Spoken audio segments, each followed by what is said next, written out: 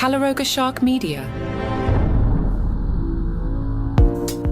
Hi there, I'm Johnny Mac with 5 good news stories. A woman was taking a bathroom break while on a road trip, and she got stuck waist deep in a latrine after it collapsed. Oh no, she said she was trapped in the sewage pit for approximately 3 hours until rescued by a local tradesman in Australia who happened to be passing by. The toilet is located at the Henbury Meteorites Conservation Zone. That's about 90 miles southwest of Alice Springs, which is a remote place to begin with if you know Australia at all. Wow. Pit toilets are basic non-flush latrines that collect human waste in a deep hole in the ground. I've used those in national parks here in the States.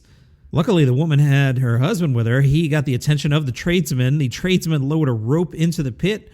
The woman hung onto the rope, and they used his car to lift her out. It took over 45 minutes. You can only imagine what was down in that hole. Glad she's okay. Wow.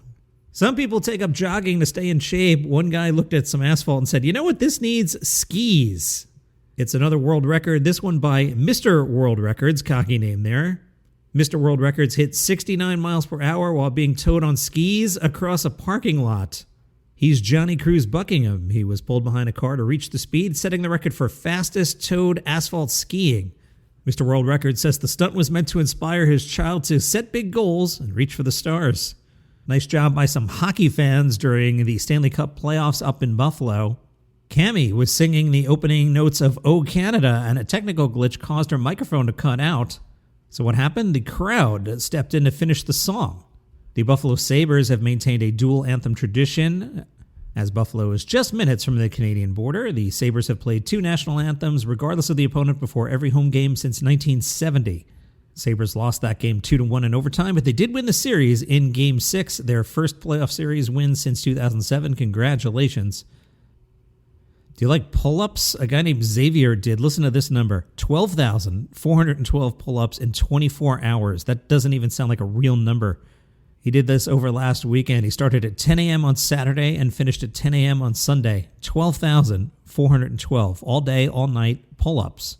This broke the previous record by Enrique, who had only done 12,345. Xavier beat that record by 67.